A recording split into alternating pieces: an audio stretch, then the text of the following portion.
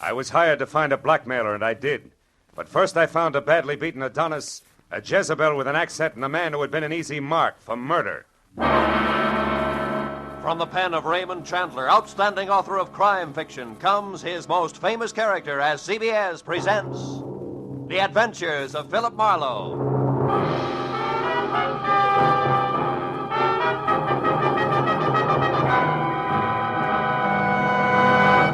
And now, with Gerald Moore, starred as Philip Marlowe, we bring you tonight's exciting story, The Easy Mark.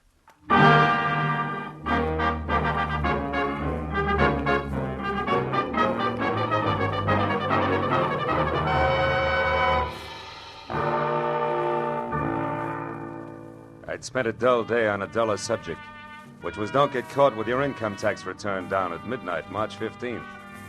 After calling time for a thick steak designated to bolster the stamina of a private detective, but nevertheless non-deductible, I reluctantly headed back to my office where I found both my conscience and the long Form 1040 still waiting, which meant there was no way out. The dull day was going to stretch on into the night, but then I got a break, because my telephone rang and the call was from one Mrs. Corey Gilbert, a prospective client who wanted action in a hurry.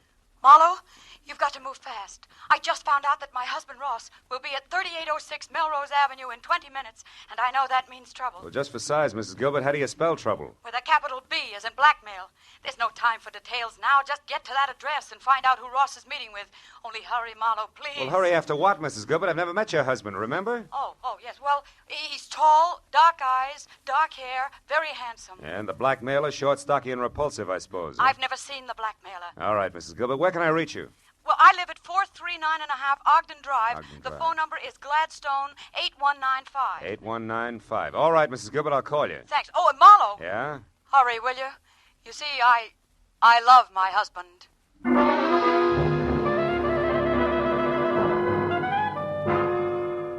I was a little more than 20 minutes finding the address on Melrose. But when I finally pulled up and parked away from the place, I figured being late didn't matter because number 3806 turned out to be an unfinished house set deep in an acre of building materials. I was about to head for a telephone and get an explanation from a confused lady named Corey Gilbert when a lot of noise from what would someday be a living room changed my mind. Then I knew that my client had the right address after all, because there in the pale light of a slice of moon, taking the last of an awful beating from a thin man with a thick beard and a lot of muscle, was Ross Gilbert.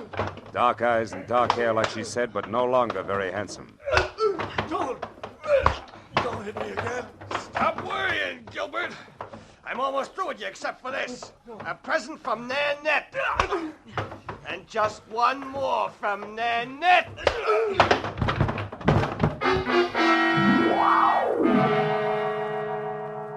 That last punch stacked Ross Gilbert onto a pile of rough lumber like he was another 1x12. And as he slowly scraped to the floor unconscious, Thick Beard dusted himself off lightly, jerked at his tie, and stepped out of the opening reserved for a future front door. I started over to help Ross Gilbert, but then I remembered that my client wanted to know who her husband was meeting and why, not how hard or fast he could swing. So I decided for the time being to play it quiet. When Thickbeard got into his car, I got into mine.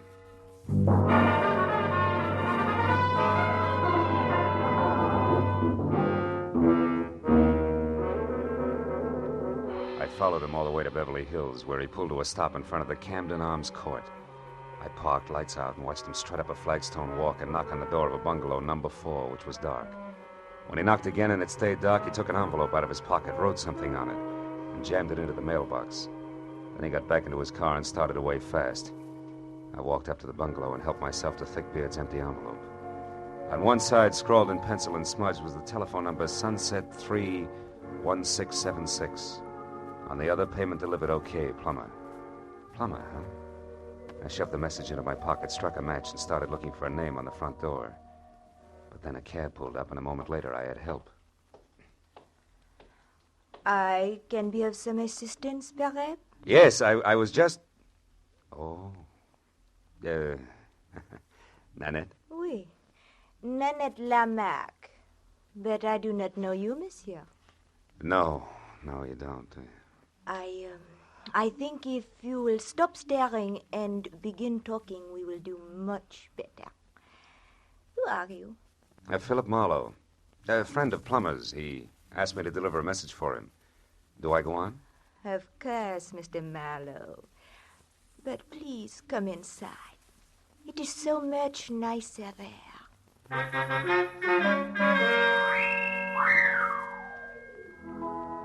Nanette was so right about it being nicer inside. There were lights. And that made it easier to see that the lady with the thick French accent and the gorgeous waistline was something that could have mustered her own foreign legion. She was narrow green eyes and open red lips, topped by a lot of close-cropped, soft brown curls that kept running into each other. And for a dress, she was wearing about a quarter of a mile of draped chiffon that, in the right places, fitted a little closer than her own skin. When I told her what I claimed had been a message from Plummer himself, she purred her thanks and started to mix me a drink. When I brought up the subject of blackmail, she stopped abruptly, spilling a bottle of perfectly good Kentucky Tavern all over the table. Blackmail? What do you mean, Marlowe? Extortion, honey. The malpractice of getting a lot for knowing a little that's not nice. You're swinging wild now, mon cher. Maybe. But if it doesn't bother you, I'll stay right with it. Because I'd like to know why you and Plummer, who have such an easy mark, insist on throwing rocks. What easy mark are you talking about? A tall, dark, and used to be handsome guy named Ross Gilbert. Ross. Soda, Marlowe? Yeah. But don't make it too sweet, honey. I can't take it that way. Nanette will be very careful not to make it too sweet. There. Tell me, mon cher, when did you last see Plummer? Before tonight, I mean. I'm not sure. I think it was at the fights over at the Legion Stadium last week. Now, do I get my drink? Oui, mon cher. You will get your drink in your face, liar. Tell me, Frenchie. Is that pearl handle 32 considered the very latest along the Champs-Élysées? You have lied to me, mon ami. You see, Plummer only arrived in Los Angeles the day before yesterday, for the first time in his life. All right, I made a mistake about seeing Plummer at the fights last week. Now, why don't you put away the gun and we'll talk about Ross Gilbert? Ross Gilbert is a man I hate with all my heart. A man I could kill right this minute. And that, Marlowe, goes for anyone connected with him. So now get out. Oh. Without even so much as an au revoir? I reserve au revoir for my friends, Marlowe. Good night.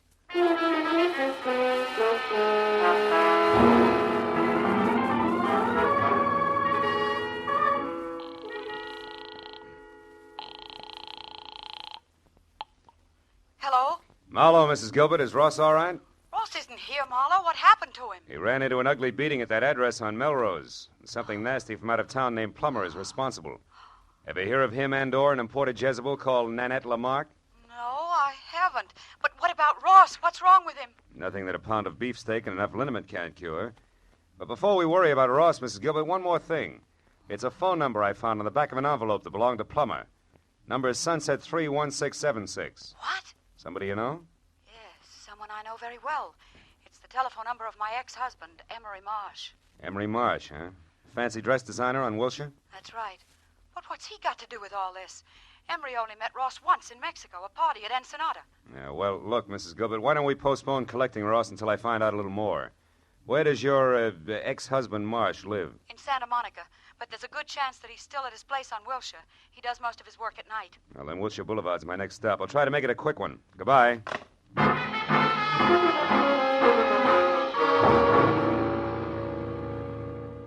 Emery Marsh's place on Wilshire was an expensive shop with a single velvet-lined show window that was home for a beautiful mannequin wearing an evening gown that would drop at the first sneeze. And after I spent 5 minutes thumping on a plush, leather-upholstered portal, a light finally clicked on someplace inside. And a moment later, Emery Marsh opened the door. He was tall, 45, sandy-haired, and looked less like a dress designer than I did. So after following his tweet back into an inner sanctum that was combed plywood behind Chinese modern furniture, I decided to play it almost straight. Now, Mr. Marlowe, what can I do for you? Well, it's a little too early to tell. I'm a private detective, Mr. Marsh, and I'm working for your ex-wife, Corey Gilbert. Corey? Mm-hmm. Is she in trouble, Mr. Marlowe? No, we're close to it.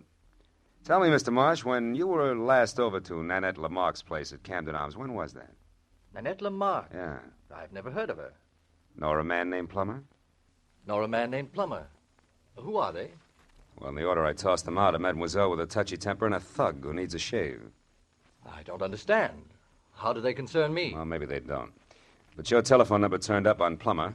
Both Plummer and Nanette are tied onto a man who at this moment is probably picking himself up off the floor of an unfinished house at 3806 Melrose Avenue.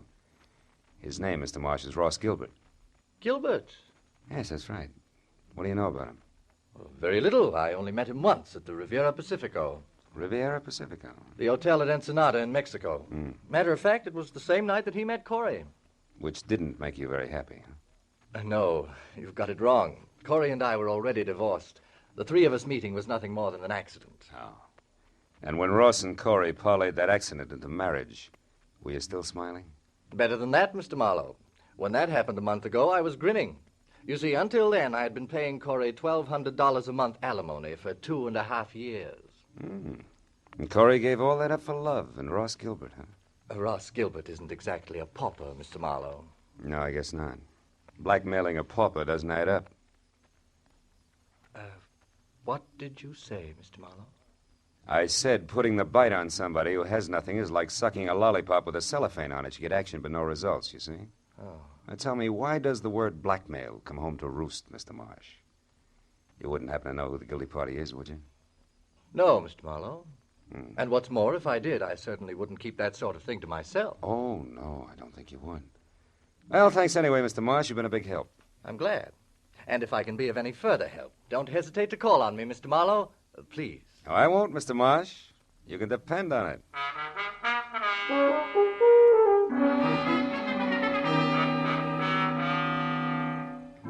All the way from Wilshire Boulevard to Mrs. Gilbert's place on Ogden Drive, I kept wondering who wanted how much out of Ross Gilbert and why. About 20 minutes later, when I pulled up in front of the house, I started concentrating on my client, who had to be the woman standing next to a green coupe in the driveway and waiting in double time.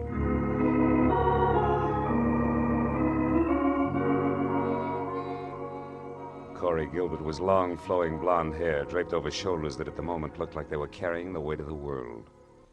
But she was prettier worried than most women who always keep it gay. Mr. Marlowe?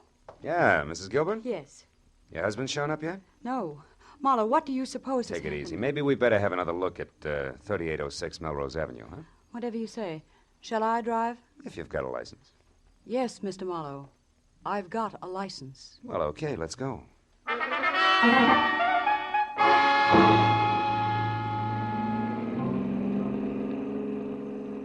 The way we took off in Corey's Nash, I wasn't sure whether her license was for driving a car or an airplane. And while she kept it to 83.5 AAA on the accelerator, she talked about her husband and why she was worried. By the time we were near the place, I knew all about the party in Ensenada, their whirlwind courtship, and what a fine guy Ross Gilbert was. When we got out of the car and started over the last 100 yards toward the unfinished house, I'd learned everything Corey knew about the blackmail angle, which wasn't very much. It started last week, Marlowe, when we got back from our honeymoon. Ross wasn't himself at all. He was worried. He forgot how to laugh. He argued with me over any and everything. Where does the blackmail come in? I don't know. He wouldn't tell me what was wrong. Then this evening, just before I called you, I overheard him talking on the telephone. That's when I caught the word blackmail and this address. Now, maybe Ross will be able to fill in a few of the blanks for us. Oh, he was over here in this room on a pile of lumber when I... Ross! Plummer must have done a lot more damage than I figured. Ross! Ross! Take it easy, baby. Marlowe, what is it? Is he... I'm afraid he is, Corey. That man, he beat him to death. No, Corey, that round hole in Gilbert's chest wasn't made by a fist. From where I stand, it looks like a .32 caliber bullet.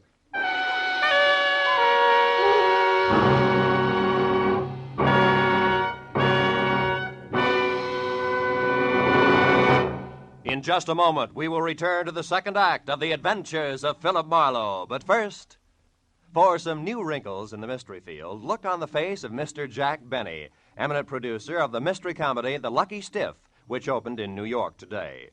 Although Mr. Benny's stars are Dorothy Lamour, Claire Trevor, and Brian Donlevy, Jack's face is covered with new wrinkles because he couldn't be in New York to sell the tickets himself. He's remaining in Hollywood to appear tomorrow night on CBS on The Jack Benny Show with Mary Livingston, Don Wilson, Dennis Day, Phil Harris, and Rochester. So be sure to listen. And now, with our star, Gerald Moore, we return to the second act of Philip Marlowe and tonight's story, The Easy Mark.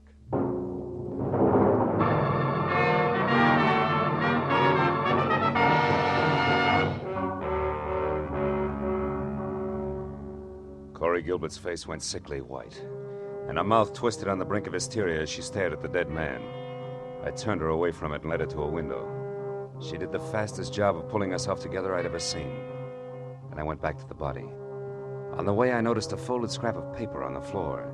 It was a page torn out of a desk diary, but all that was written on it was the address of the unfinished house we were in. I looked down at what had once been Ross Gilbert. Setup didn't make any sense. A victim of blackmail had been beaten up by a total stranger, and then, a little while later, murdered. Somebody had killed the goose that was laying the golden eggs, and it didn't figure in any direction. Well, I just about decided to go through his pockets when a sound from Corey changed my mind. Marlowe, come here, quick. What is it, Corey? There's someone out there. I saw a shadow move. Get away from the window. Marlowe, there, running. Why, it's a woman. Yeah, and quite a woman. What do you know? She's crossing the street now. Who is it, Marlowe? Who is she? Character as French as Milani's 1890. Only she's more like nitric acid than salad dressing, Corey. Her name is Nanette Lamarck. She's getting in that car. Aren't you going to stop her? No. I've got a line on Miss Lamarck. I can find her. But she was hiding here. She could be the one who shot Ross, couldn't she? Easily. In fact, right now, she's the odds-on favorite. But she's also cagey, and we'll have better luck if we get her on home ground where she'll talk. Besides, there's a big chunk of this business that doesn't follow. What do you mean? Well, look, the murder came out in reverse. Ross was paying off, so he should have been the killer instead of the corpse. Which means there's more than blackmail involved. I don't know what you're talking about. All I know is he's dead, and that woman killed him. Maybe. Come on, Corey, let's get out of here. Where are we going? Well, first you take me back to my car, and then I got a job for you to do. What kind of a job? Well, I found this page ripped out of a desk diary, probably Ross's. I want you to go through all his things and find that diary for me. There might be something else in it that'll give us a connection. All right. Where are you going? I'm going to pay a call on Nanette. Only this time I'm bringing my own welcome mat. I think I'll need it.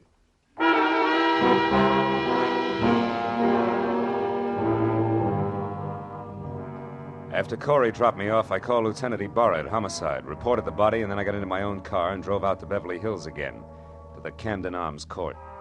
Nanette's bungalow had lights on. I parked down the street and made tracks back through the landscaping to a side window. Nanette was playing pin-up girl on the arm of a divan as she watched someone pace back and forth across the room. When I got close enough to hear what was being said, that someone turned out to be Corey Gilbert's first husband, Emery Marsh. Like chickens with their heads off. So Ross Gilbert was shot to death. But I've got to know the truth about one thing, Miss Lamarck. My entire life's work is at stake. Can't you understand? All right, Monsieur Marsh. Do not break out into tears, I will tell you. Plummer is merely a private investigator I hired to locate Ross Gilbert for me. Now, are you happy? No. Why did such a person have my telephone number? That's what I want to know. I'll be ruined if I'm involved in this mess. My reputation means everything to my business, and, well, things aren't going too well just now. If I'm connected with a scandal, I'll be wiped out. Well, stop worrying. I saw you with Ross Gilbert 3 or 4 times before he disappeared. So I gave your name to Plummer as a possible lead to Ross. That is all. Why did you want to find Ross Gilbert? That, mon ami, is none of your business.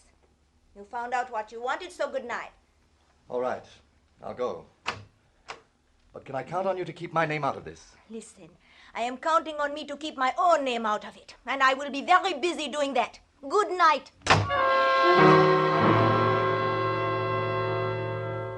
I plastered myself up against the side of the house and watched Emery Marsh leave. He looked anything but happy over the result of his interview with Nanette, but I figured I had the benefit of experience to work with and less to lose than he had. So I waited until he was out of sight, and then I stepped up to the door, braced myself, and tried my luck. You again. Yeah, and I want to talk to you. Get your foot out of my door. Ow! Oh, get out of here. Get out. Not until we've had a nice, quiet chat, Nanette, and I think we'll take up where Emery Marsh left off. What?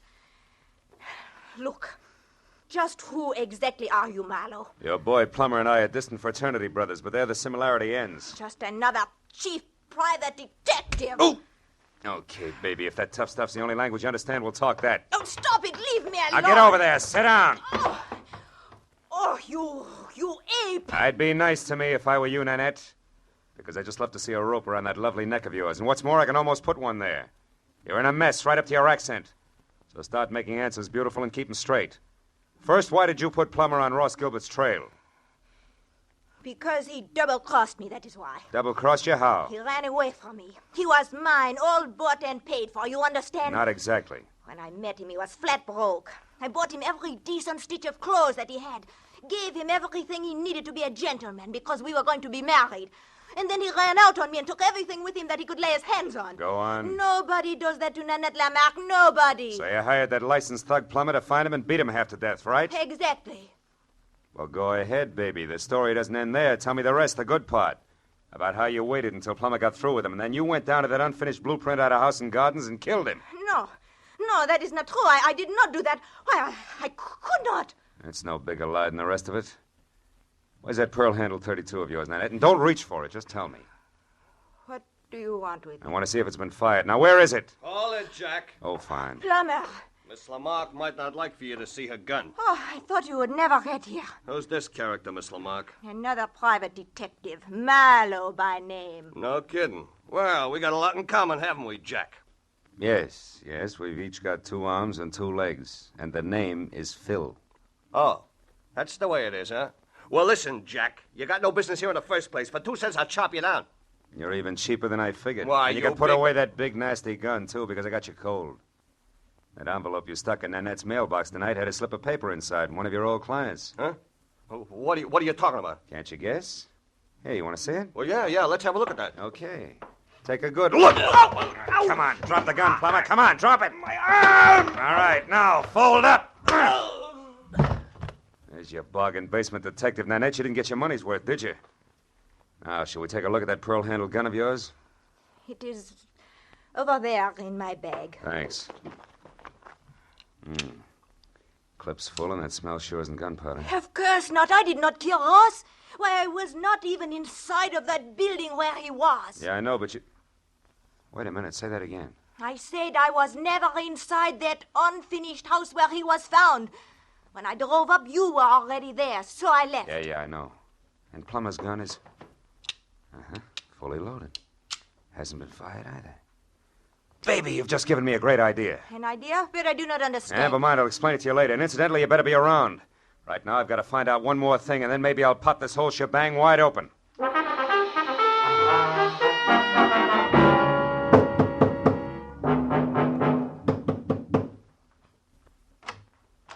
Mr. Marlowe, Good evening, Mr. Marsh. Lucky to find you still working, huh?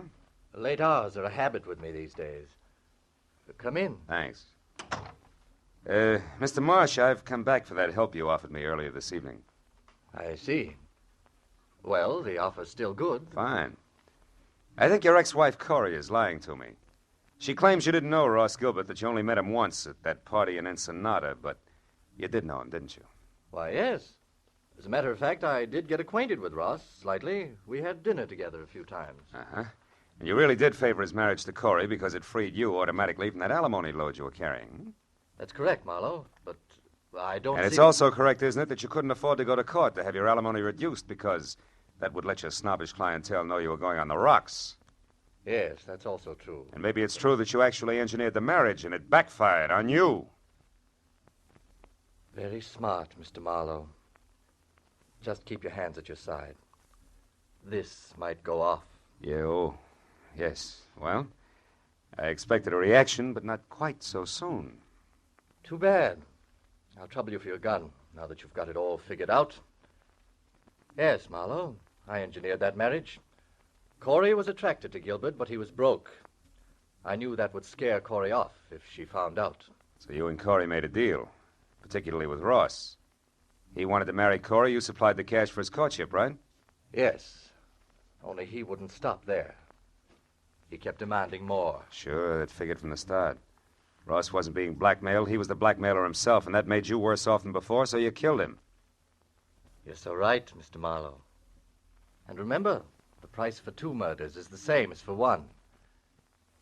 So you've really left me no alternative. I'll give you an alternative, Emery.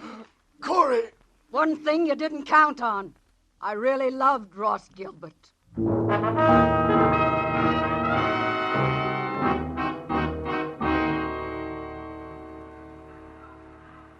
Well, I guess that winds it up, Corey.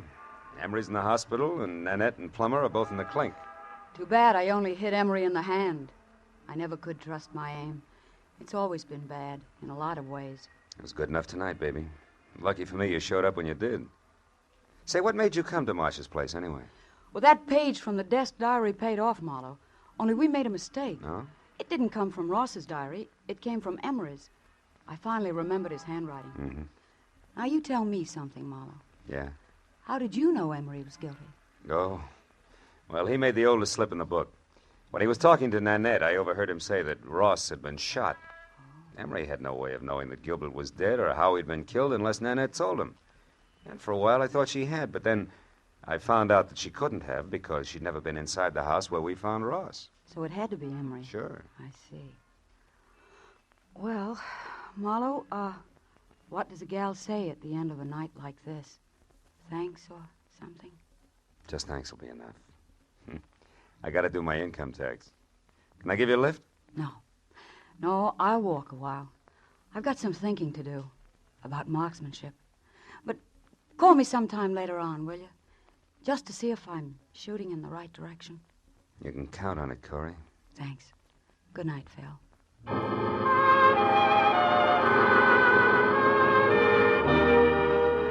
I watched her for a moment as she walked down the street all by herself, deep in her own thoughts, and it looked to me like she was playing it strictly square. I almost wanted to follow her.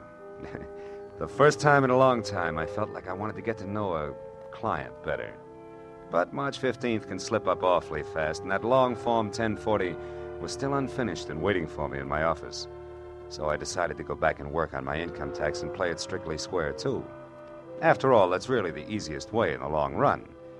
Yeah, I keep telling myself.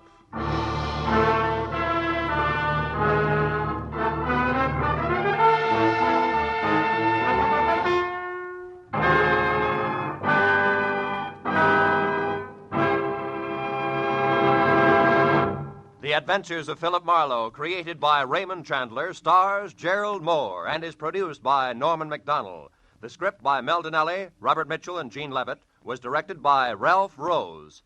Featured in the cast were Sylvia Sims, Laurette Philbrandt, Ken Harvey, and Paul Duboff. The special music was by Richard O'Runt. Be sure and be with us again next week when Philip Marlowe says... There was a man with a bad heart, a telephone number scribbled on a cash register receipt, and a corpse on the other side of town. But I couldn't see the connection between them until I realized they were all tied together by the same long rope, worth $30,000.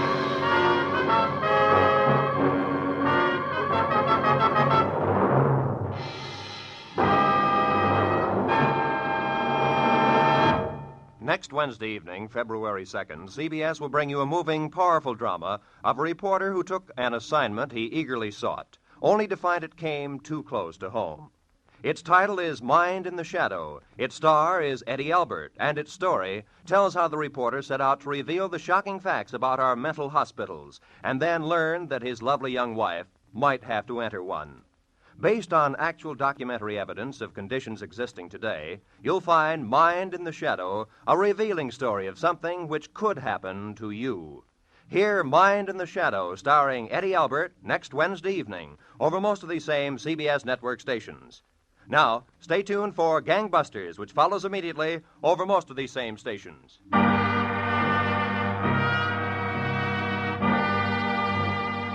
This is Roy Rowan speaking for CBS. Jack Benny's new address, Sunday night on CBS, the Columbia Broadcasting System.